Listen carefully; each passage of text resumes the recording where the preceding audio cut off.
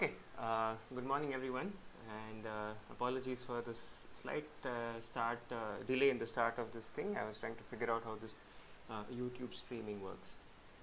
Okay, so the subject for today is allow the subjective to flourish. Okay. Now, I must say a little bit about myself, my background, so that you know where I'm coming from. I'm a faculty member in IIT Madras, and I got my education, my bachelor's in India before going to the United States for higher studies, and then I returned after a few years. And I've been in IIT Delhi to begin with from 2013, and then in IIT Madras since 2016. So let's get started without wasting any further time. So the problem which I want to talk about, is motivated by a dilemma which is faced by many students, right? And it could be faced by students, it could be faced by youngsters, it could be faced by middle-aged people, older people. It doesn't matter. So let me, for sake of concreteness, take a simple example, right? So what is the dilemma, right? So let's write down this dilemma. Okay. So here is our successful student of IIT, right? And it's walking along, and life throws up a bit of a crossroad. So you have these various directions that have come up. Now these directions, take the person in different directions. For example, this could be, something like MS or PhD. The student may want to do this. The student may think I want to do an MBA. The student may also think I want to do a startup. Right? So all of these questions are there, and there's one big fat question mark. Okay, how do I go about this? It is a problem which I'm sure is familiar to many students and many people. You could replace these MS, PhD, MBA, startup by other things. For example, it would be a certain different type of career directions, marriage, this, that, and the other. Right? So, in what we normally do, what is the standard approach in which people try to solve this problem? So, let's look at the standard approach.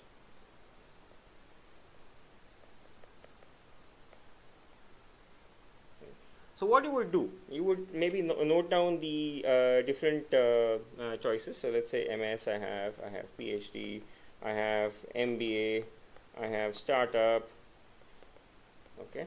And then what do? I stack up the objective measures. So let's say money, okay, let's say fame, we could say, for example, stability, and we could say, let's say, satisfaction. So, you would try to see how do all of these different options stack up against these different metrics. So, let's say MS, PhD, money is not too much in a technical career compared to some of the other options. So, you could, put a minus sign over there. Fame is sort of questionable. Stability is going to be there. You'll have a dedicated job, and it's unlikely to waver with things like pandemics and so on and so forth. You may also, get a reasonably good job satisfaction. And then you look at MBA, right? So MBA definitely is a big plus for the money, possibly a big plus for fame. Stability should also be there. Let's say, you think of joining some big MNC company, right? Satisfaction, well, let's just put a minus for now, right? Okay. It may be plus, we don't know. When you look at a startup, but say money, we don't know. You may become very rich, you may become bankrupt, who knows. Fame is likely to be there because, that's one of the attractions of a startup. Stability is most definitely not going to be there, and let's say even satisfaction is there. Right? So what are we doing? We are stacking pros versus cons. Now, when I stack pros versus cons, does it work? Right? Everyone has done this before. When you wanted to choose which IIT you wanted to go to, you did something similar. You looked at the different aspects of all the IITs, and you chose which IIT to go to. In this case, you're about to finish, let's say, your IIT degree, and you're wondering which direction to go to. You've stacked up pros versus cons. Some people may go a little bit further and even assign some weight to each of these options and come up with a net score and say, okay, this is the winning option, right? But we all know one sort of painful thing, that this works, okay, kind of works, but only partly.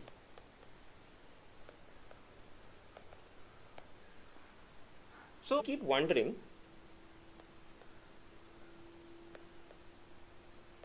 what if? What if I had chosen something else? That is a worry that comes to you, right? Another thing that happens as a result of this approach is comparisons. What about my friends, right? They took this option. I wonder how they're doing. I wonder if they're doing better, right? And along with comparisons, at some point you may begin to feel, let's say, inferior, or you may feel jealous, right? Or in general, inadequate. These are some of the things that you might feel. Right? Now, we can sort of continue to list out these different options over here. It is, one further thing that happens is that it is possible, this is a very real possibility, that you can have satisfaction, you can have your job satisfaction, but you may still not feel fulfilled as a human being, right? So, no fulfillment as a human being.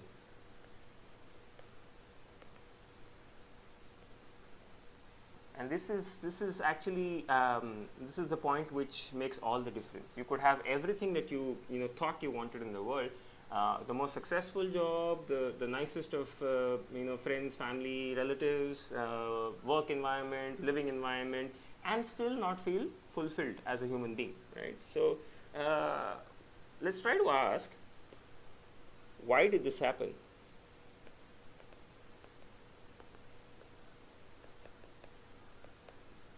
And this question of why did this happen is the sort of the main subject of the talk today. And my claim is that this happened because we are looking at life objectively.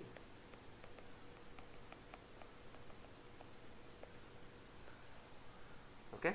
Looking at life and its choices. Now, what do I mean by this? Right? So, what do I mean by the word objectively? Without getting too pedantic or technical about it, it's simply put, the way you see the world is the same way I see the world, more or less, right? So, I see it, the world, the same way as you see it. And this is useful, this is most useful when it comes to the physical sciences, engineering, mathematics and so on, because we can all agree that we are talking about the same thing. This table has a dimension of 1 meter, it has a weight of 1 kilogram, there's no subjectivity involved, and there's tremendous progress in science and technology as a result of that. Right? So let's be very clear that there is great benefit in objectivity. The trouble is going to happen when we start applying it to our life, right? So let's see how that happens. So the world says, let's see what the world says. World says, let's say a job in Google, right? So a Google job, right? In the heart of Silicon Valley, they do your laundry for you and all the good stuff. So the world says +1, well, not plus minus, let's just say +1, right? Very good option. Now, someone around you says, hey, why didn't you become a school teacher? Right? The world says, this is not so glamorous, so puts a -1 on it. Okay, so no offense to the school teachers listening in, but I'm just sort of giving you the popular perception conveyed by parents and media and so on, right? So you have this kind of objective value that has been assigned to various things, and here is the strange thing about it. Everyone, right? Everyone that you meet, your neighbor, your friends, your relatives, everyone agrees to this mysteriously. Okay? And when everyone agrees to this thing, in this very mysterious way, life becomes kind of an exercise in building your resume. You want to have all of these things which everyone agrees this is very good, and you go about pursuing one after the other. You look at how can I make this better. Are there, if I've already got something, can I see something that would enhance my resume even more, and so on, right? So what the world has done is sort of, it has created a buffet or a thali of different options in front of me, and each of those options has now been assigned a certain value, right? So we have different options, and each a value, right? And we all agree on this value, and that's how our life goes on, right? So this is what I mean by an objective value, right? And how do we build this objective value? We will, for example, how does it come about? We will talk to our elders, we'll talk to our seniors, we'll talk, let's say, to family, we'll read media articles, right? We will listen to TED Talks. So there is no dearth of things that we can options that we can go to, or avenues that we can go to get all of these different options, and everyone seems to mysteriously agree that okay, this is the most valuable thing that is available for me to pursue. And notice one thing that happens when you start pursuing this, and people who are a little bit older will appreciate this, that very strangely what happens is we begin to internalize these values, right? So we begin to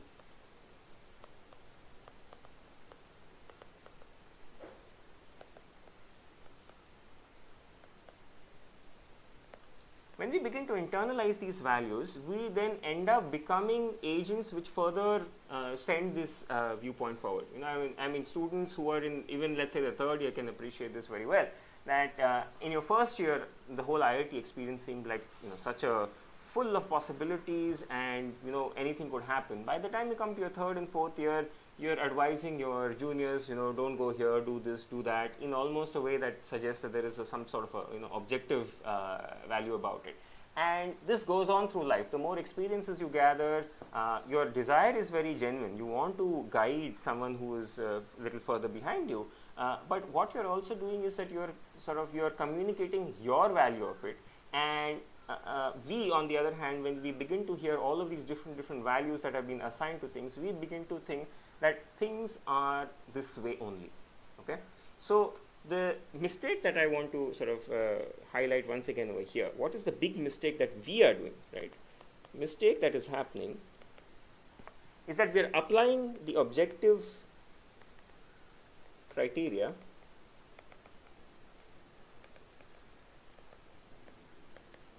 to life itself. Right? So here is the difference. Living life is an art. It is not an engineer's optimization function that can be handled in the way that we looked at the choice, the table above. Right? So so life is an art. Let's put this down here. Not an optimization problem.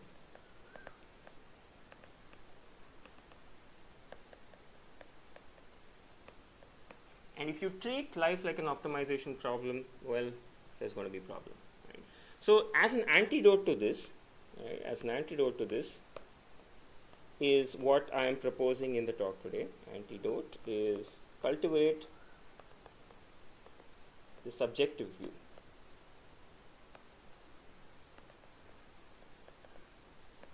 Now, the word subjective is used quite a lot, and everyone has a rough idea of what I mean by subjective. But let me put it down in a way that is more precise.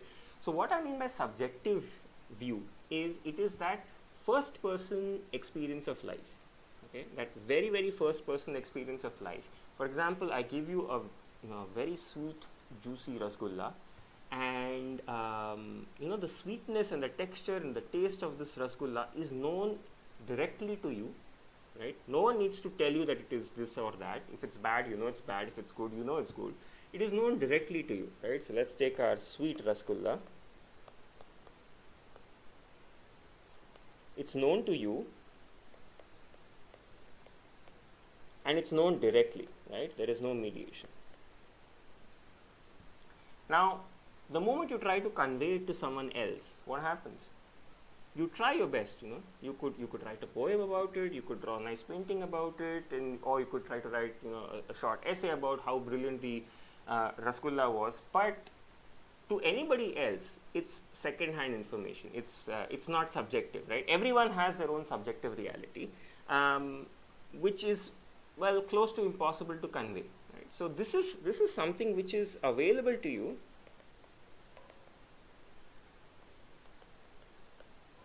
24/7, right?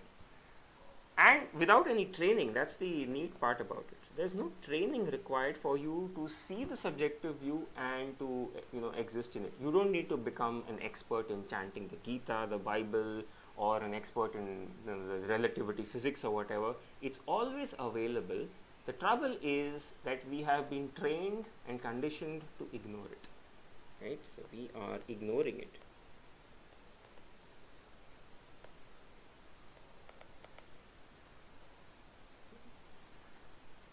So ignoring the subjective view and only looking at the objective view is what is creating this kind of a dichotomy within us, and students will once again be very familiar with this thing. I would say that maybe 90% of IIT students never wanted to become engineers. Why did they write the JEE exam? They wrote it because society and their parents, everyone around them told them that you need to write JEE, you need to get in, which gives you a good job, everything down the line. That little subjective voice inside you, which wanted to do something else, that is, it's sort of been quietened down, buried. Some of you may have forgotten it, some of you may be even aware of it and frustrated by the fact that it finds no expression, right?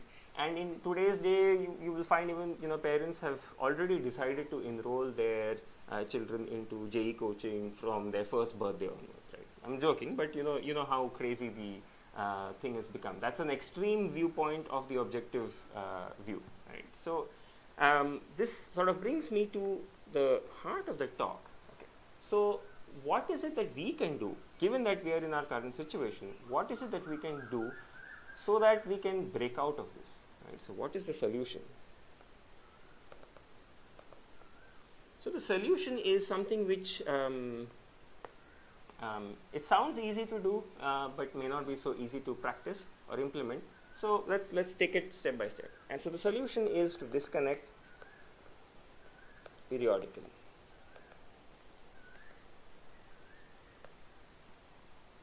Now, what do I mean by disconnect periodically? I mean go off the grid, which means you disconnect from, let's say, internet, right, devices, friends, and even family. Okay, so I don't mean just vanish from the face of this earth for n days in succession. I mean go off the grid for, let's say, start with half an hour a day, or half an hour a day multiple times a day, and see how much you can sustain this going off the grid. Okay, so this is sort of the fundamental practice is to disconnect periodically. And when you do this, there are a few things that you have to keep in mind, because the mind is an old fellow. He or she is not going to allow you to disconnect so easily. So the first time you do this, what will happen is that you'll have all sorts of ideas related to planning. Okay, when I get back to my normal life, I'm going to do this. I need to talk to this person, that person. So the internal voice is going to fill you up with activities to do, and your task as your job when you are disconnecting is to allow all of these voices to come, say their piece. We have no enmity with them, and you will find that with time they go away. It's important that you don't fill this off-grid time with other activities, right? So you don't want to be reading books or playing sports or something. All of those things have their own time, but when you're off the grid, just you by yourself, without any crutches, so to speak. Okay, so in today's day and age, so let me actually put this down, right? So this is, don't fill the time with activities. Okay, this is what we don't want to do, right? So you just want to be pure alone time. Okay, and let's say few minutes, few times a day. It's very important that you don't make You don't publicize this. Okay, this is not something for you to advertise. This is something for you to do quietly and by yourself. Right? So in the beginning, when you start doing this, you may get a lot of very fancy ideas. Some people may think, okay, let's invent a altogether different philosophy of life itself, right? So all of these, various ideas are going to come to you, right? And your job then is to periodically disconnect and just be by yourself. And what is the main thing that you want to do over here? Why are you doing this? You're doing this such that this enormous set of objective values which you have yourself internalized over time, you want to see if you can quieten their influence and just allow your own subjective voice to be heard. Okay? And when you do this repeatedly over and over and over again, what you will find is you will begin to observe some patterns or some trends emerge. So, for example, some people may feel that or may find that the kind of thoughts which come to their mind, they have a certain pattern. I am always thinking about, let's say, visual arts. I'm thinking about, the beautiful painting I saw in the restaurant I went to. I'm looking at the artwork in someone else's house that I saw, or I'm looking at the drawing book in which I used to, doodle as a school child. And in my free time, I do the sketching, but I don't really take it seriously. So you'll begin to observe some kind of a pattern. And those patterns are telling you what is it that you value, regardless of what the world says. Now, I'm not suggesting that you abandon everything and start following your these so-called daydreams. No, it's just to become aware of what you consider important. You may find that your thoughts are going to how do I share the technical education which I have got. Maybe in your spare time before your exams came, you would go about teaching the kids in your neighborhood or something like that. There will be some kind of a trend that usually comes to the kind of activities or the thoughts which you are having.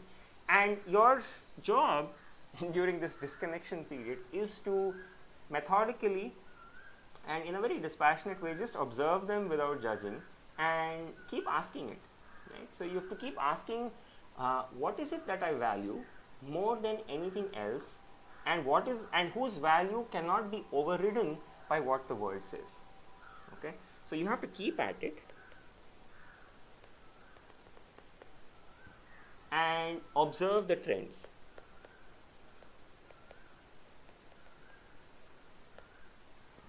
Now let me tell you something.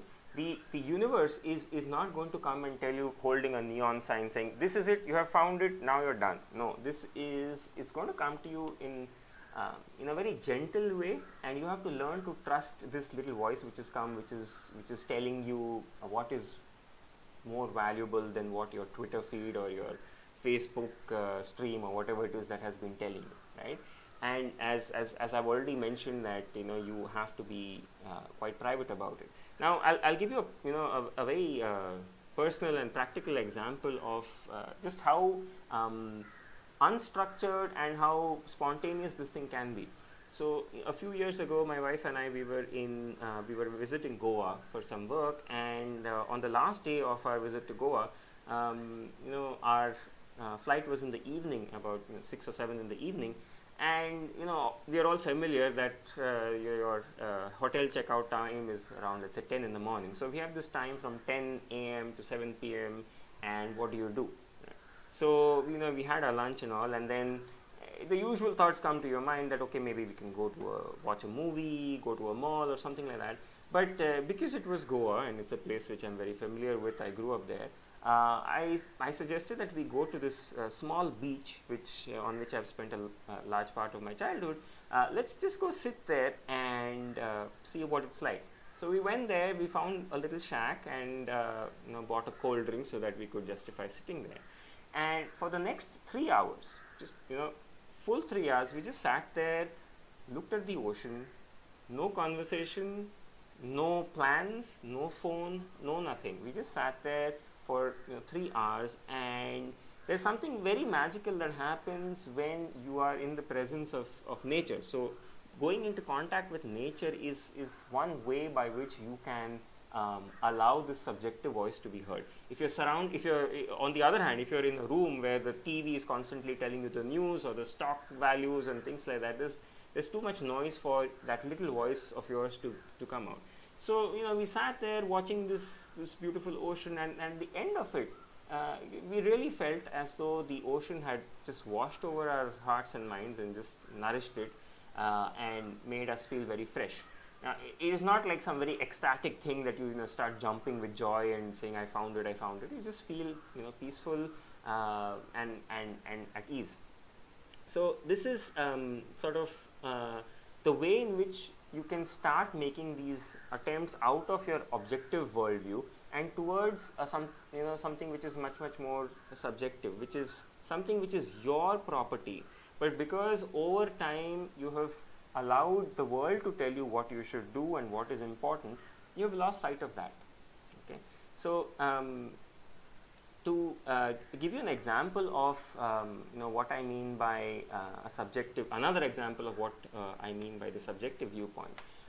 There are these in Zen they call them koans, which are small phrases which you think about over and over again, and over time, as you spend time with them, they begin to reveal their value or their true meaning. So here is one such koan which will help you to test or to know, rather than test, how much you're able to shift into this subjective viewpoint.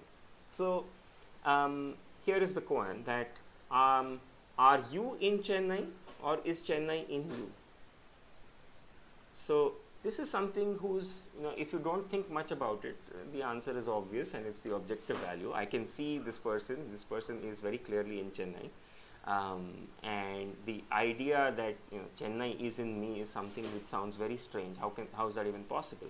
But this is one of those things which you need to spend some alone time with thinking about. Another koan is something like this, that I see objects. Objects are outside me. Are objects outside of me, or are objects inside me? So now, what do I mean by inside me? Obviously, the physical object is not inside me, but are these objects appearing out there, or are they appearing inside me in the space of my awareness? So there is a very subtle shift involved in going between these two statements over here. And the more time you spend in this subjective space where you're not bombarded with information, theory, quick solutions and so on, the more you will be able to make this switch into the internal dimension. Now, some of you may have a question that, does this sounds like meditation? Right? Now, is this at all, what is the relation of what I'm saying with meditation? So I would say meditation comes a little bit later. Okay, meditation in today's day and age has also acquired somewhat of an objective value. Everyone, every blog, every newspaper article, the pages which you don't really read, they will all tell you that meditation is the way to fix your stress, improve your relationships, excel at work, and everything, right? So meditation itself has come to acquire a objective value, a very high objective value, and so it's like shopping. You shop for which kind of meditation you would like. You choose the face of the meditation app or the program, to be something that you like. I like this guy, I don't like this guy, I like the way he talks, I don't like the way she talks, or whatever. And it becomes an objective shopping, right? Now you've collected all of these different techniques of meditation, and you tried for a while. The initial enthusiasm is there, but you find, I tried it a few times, it didn't really work. So again, what has happened is that you've substituted your internal subjective value. You never gave that a chance. You allowed the objective value to sit there, and then the nature of meditation is such that you're supposed to sit by yourself. And when you sit by yourself, you find that you don't have any inherent value for it. So you get bored after a while. You check your phone. You talk to your friends saying, "Hey, this didn't really work. Maybe we need to go to a real guru." Things like that. So to give an example of what has happened over here, it's like this. If I ask you, I ask you to do an experiment. The experiment is experience hunger. Okay, experience real hunger. So you would say, okay, if that's the experiment, what I need to do is I need to not eat for several hours. Only then will I experience hunger. On the other hand, you say, okay, the world tells you hunger is great. You should experience hunger. You think, yes, hunger is great. We should experience hunger. But what you do is every 15 minutes you go and eat a biscuit. After half an hour you are taking your tea break, and so on. So you keep snacking your way through the several hours which you are supposed to be going hungry, and as a result you never arrive at that state of hunger. And then you say, oh, this hunger thing is overrated. Of course it's going to be overrated because you never arrived at it. And if you are honest and sincere about it, if you actually keep away from food for let's say 8 hours and then you go and eat food when you're in the midst of true hunger, I mean, many of us have experienced this. You know that what you eat, the food that you are eating after a long period of let's say fasting or something like that, it's not just food which you mindlessly put into your mouth as you're watching TV. It's life itself, and there is no theory, there is no dogma or fun day about it. It is evidently life itself which you're eating it. You eat it with a degree of reverence. Let's say you're breaking your fast after let's say overnight or a one day long fast, and you're given a choice. Can you eat these potato wafers, salty and spicy, or should you eat this, let's say, freshly made upma which your mother made? There's no theory, there's no fun days required to tell you which you're going to go. You're going to go to that which nourishes you the most, right? So also with this, cultivating this subjective alone space is something which you give yourself time, you allow yourself to feel that hunger, and when that hunger becomes sufficiently strong, there is something about the universe which will conspire in a beneficent way to take you towards the best and the most wholesome way in which that hunger is satisfied. So if it is meditation for you, then you will be led to the right type of meditation. There is no doubt about it in my mind.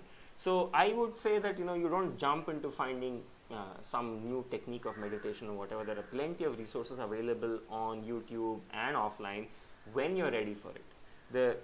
This is the difficult, uncomfortable part, staying by yourself in an uncomfortable spot, waiting for yourself to feel that hunger, that there is something which is not satisfying about this worldview in which I have been living for so long, and I want to get to a deeper understanding of this. So let me fast a little bit. Let me not keep snacking away by distracting myself with your Netflix app and whatnot, which is altogether very easy these days. So this is sort of the central message that I want to give is give yourself that opportunity to feel that hunger. Okay. So now some of you must be wondering that after all this is a Vivekananda study circle talk. So what has all of this that I have said, what has it got to do with VSC? So the connection is a bit long, but it's important that I make this connection. So we all know that VSC is a student study circle, right? It studies the ancient Indian wisdom of Vedanta. So you could think of Vivekananda study circle, you could think of it as Vedanta study circle. Now Vedanta maintains maintains one very fundamental truth. It's a very simple truth. It could be put in a few words as following. It says that our fundamental identity is not the body, it's not the mind, but rather it is pure awareness. So some people call this pure consciousness, some people call it God. Now you pick the word which you like, or pick the word that offends you the least. It doesn't really matter, right? So this pure awareness, we all have an intuitive idea about it. As I said earlier, mentioning the cone, when I talk about various objects, yes, I can see the various objects, but they're appearing in my consciousness, they're appearing in my awareness. So this entire exercise which I described to you earlier about the practice of being alone and allowing your subjective voice to come about, think of it as a gateway into this realm where awareness is the one that rules, and awareness is the one that has a higher degree of reality than anything else, including body and mind, right? So the various lectures which we listen to in the Vivekananda study circle, they are all trying to arrive at this truth from various different angles, so that we become take our position or hold or put our hook onto that ground of reality which is more stable, to which we can hold on to, which does not depend on the opinion of others or the latest fashion of today. It's something which is, in other words, absolutely true. Okay. And this is something which is I would say a lifelong adventure and a journey. It's not something that today you sat for 3 hours, you figured out your subjective voice, you're done for the rest of your life. Absolutely not. You have to work on this day in, day out, maybe multiple times a day, in a very quiet, without publicizing it kind of a way, and it's something which shows its results by and by. People will begin to see this change in you by your own behavior. You need not tell them anything about it, right? So this is in short what I wanted to talk about, the practice of being alone and allowing the subjective to flourish. The picture which I had chosen right at the start of it, of this talk, this one over here, this is an old painting by an artist called René Magritte in 1937, and here is an example of how visual arts also helps to indicate. All of these things that we have been talking about are pointers to this subjective realm. So imagine, so this is the art is trying, in my view, of course in my subjective view, the artist is trying to convey what they see as their subjective view conveyed via a painting. So what is this person's subjective view? I would say this person's subjective view is of themselves as light, as a bright light over here, which illuminates everything that they experience and see. Right? There's nothing very metaphysical about it. It's our experience that what we see has been illuminated. I'm not talking about physical light. I'm talking about the light of, let's just say, awareness. It's our awareness due to which we experience this world. And only when we are well established in this awareness, in this subjective viewpoint, then we will be at ease with the so-called objective view. We will not be overridden by it. As I said right in the beginning, the objective view is extremely important. We should not be ignoring it, but it has its place. So if I want to design a bridge, I shouldn't be taking my subjective view about it, right? I should consult the best of books, experts, software, mathematical models about it, discuss with various people, and arrive in an objective way at the best bridge that needs to be built. So the objective view has its place, it's in things outside of us, but in the world away from things, in the world of awareness itself, it is the subjective view in which we have to be firmly established. And once that is done, I shouldn't say once that is done, because it's an ongoing, continuous exercise. We will find this world a little bit easier to navigate. Okay. So with this, I'll bring the talk part of what I wanted to say to an end, and let me see if there are any questions.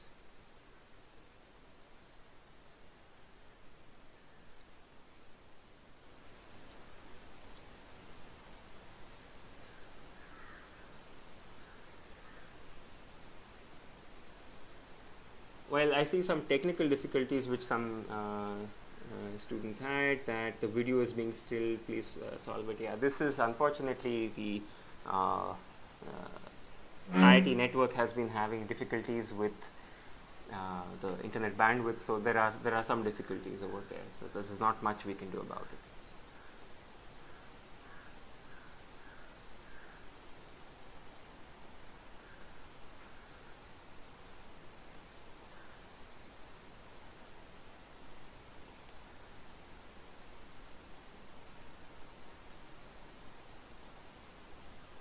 Okay, I'll be here for a little bit while more. I know there's a lag between what I say and when it appears on the live stream.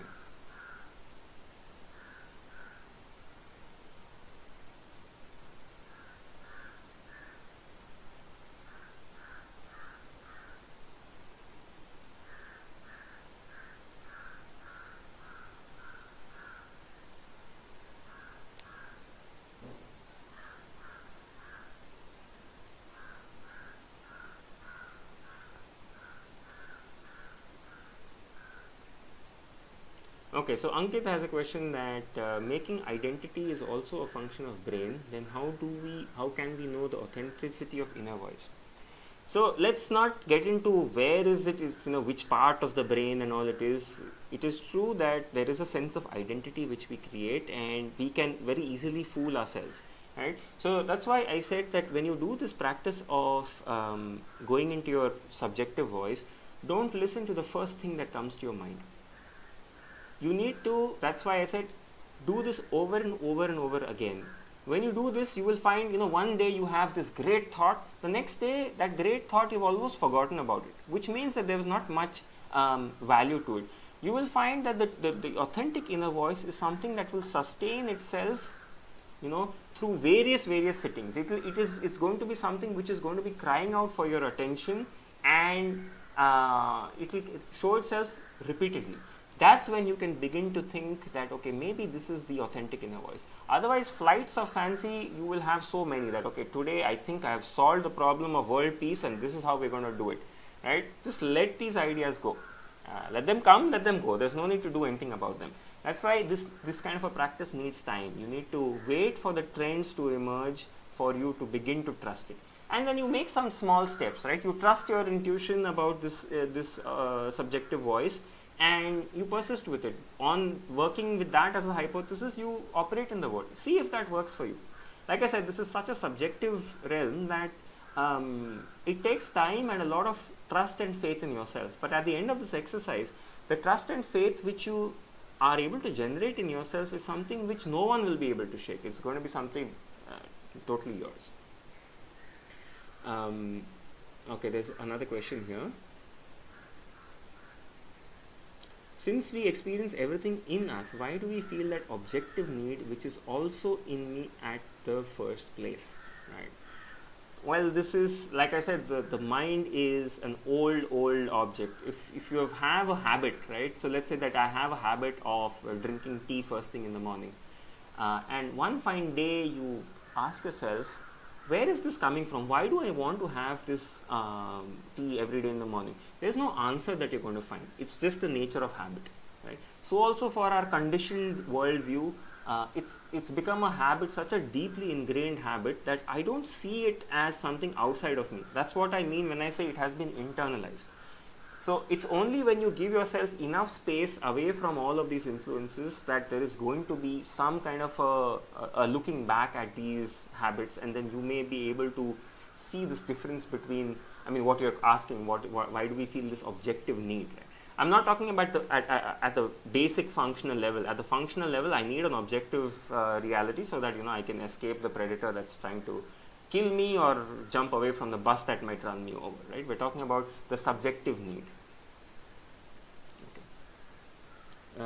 Another question here is with Divya Jyoti. My question is, even after we develop this subjective way of thinking, looks like the world around us will still be judging us objectively. How do we not get affected by it? So Divya Jyoti, your question is a very good question, but how do we know we will not get affected by it? Look at what is behind this question. What is behind this question is a fear, a desire to be okay, a desire not to be judged. Why don't you take it as an experiment that let me cultivate my authentic subjective voice? I don't know what your experience is, but my experience and the experience of others has been that when we are established in the subjective viewpoint, the opinions of others, they don't affect us very much. They are there. The objective world is around us very much, but they don't affect me to the point that I may get depressed or I may change the way I do things or anything, right? And we're talking purely about subjective viewpoints, right? In the objective world, maybe, I'm not, I should be open to corrections from other people if I'm not doing something right. We're not talking about that, right? So, try not to get an answer for everything before doing the experiment yourself. I know it's an uncomfortable space to be in, but you have to trust yourself to stay in that uncomfortable space. Be okay with being judged. Okay, it's okay. What's going to happen? What is the worst that will happen if you're judged? That's the kind of thought that you could have, and see where that takes you. There is a famous basketball player here by the name Michael Jordan who's asking, how can you choose your career and how you use your inner voice in daily life? Right now, that's a subject of altogether different talk, but how to choose your career, is well, yeah, it's a subject for another talk. But cultivating your subjective viewpoint is something which will help you to at least identify and understand what is it that I like, what is it that I don't like. So if I pursue the things which I don't like but which the world tells me is great, I know this is going to cause trouble. So, being aware of the resources which I have, the constraints which I have, let me try to pursue something at least with which I am somewhat in line with. Otherwise, I'm going to have a trouble sooner or later. Okay. Here's another question by Agraj. How do we explain our subjective view to our relative friends to be in sync with them and maintain peace in our social life too? Okay, that's a very good question. This is related to what I was saying earlier. This subjective view of ours is a very private, personal space which need not be communicated to our friends, family, relatives in the beginning. Because you need to have, because let me tell you what will happen. If you try to communicate, and this is a common problem which almost anyone who's tried to learn meditation would have had. You go for a few sessions, you think you're, just one step below Dalai Lama, and you start telling your friends and family and relatives that, oh, I'm going for meditation, don't disturb me, and, it's giving me all this inner peace and all of this stuff. And the world wants to know, look, boss, are you going to go off and become, renounce the world and go into the forest? Parents get worried like that, various things. So it's best that you work on this as an internal project. It's almost like dividing your life into two. In your personal subjective viewpoint, you're doing an experiment. How can you communicate the results of an experiment before the experiment is over? So you keep at it, you keep building, you will find out the people that inspire you, that give you some pointers. Remember, people can only give you pointers. You should not take someone else's answer for anything. You take those pointers, go further, and at some later point, you can think of sharing your viewpoint with your relatives or friends, so that, for whatever reason, right? So you don't, this idea of being in sync with them and maintaining peace in our social life, why do we need this? You can be just the same person that they were seeing you as. You can, you go play badminton with them, you go to your coffee shop with them, or whatever it is that you do. You don't have to broadcast your very, very tender experiments before it has even taken any root. So my suggestion is just keep it private for a long time. Is it because of the way in which we have been getting trained? Well, you take any place in the world, right? There is a formal education system. There is formal technical careers, non-technical careers. Everything is there. So the very nature of the world, when it becomes a complicated place with lots of people, is that objectivity tends to be emphasized. Modern science also works on the principle of objectivity, although you can say that quantum mechanics does have certain problems when it comes to the role of the observer. So you can say that society is to blame in some sense, but I would not hold society to blame at all. It is our conditioning which we need to undo, and it's one of the main reasons of our existence is to understand why we are here. So you can, instead of blaming the education or training system, why not think of it as a great adventure, and you are here to figure it out, that behind what it seems, what is actually there. Ankit has a question. Many a times it happens that my inner voice says me do right thing, but fear of losing something overpowers it, and again brain goes to default state. Well, what can I say? You have to keep trying it. It's not that this inner voice is, cultivating the inner voice is something which is like some magic silver bullet, that once you have it, you're done. It's a daily experiment. It's a daily process of cultivating this inner voice, and when you begin to get confident or have some faith in yourself this way, this fear of losing something is something which, it will not bother you very much. You will say, okay, I might lose it. It's like money. Here today, gone tomorrow, there again day after. But what is gripping you is not your doubt about your inner voice. What is gripping you is fear. So that's one of the things to be aware of, that when you're trying to find your inner voice, try to find out how often it is fear that is actually speaking. And when this fear comes, let it be there. identify it, say fine, I see you there, and you will find that if you don't make too big a deal out of it, it goes away. Okay. I hope that answer has helped somewhat.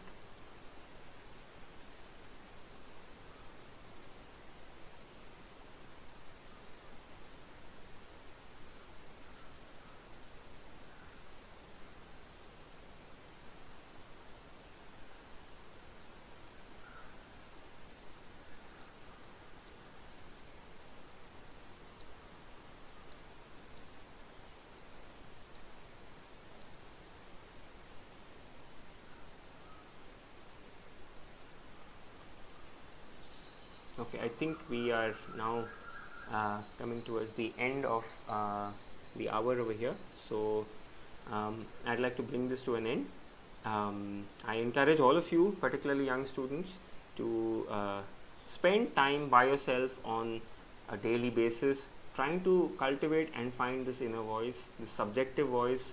It's going to come in a very faint voice at first, but you have to learn to trust it, and you will know whether or not you are making progress in this when you are confident or you feel at ease in allowing your subjective voice to rule over the objective judgments of others, right? And it's a place of freedom, not a place of fear. So with this, I'd like to thank you all. Namaste.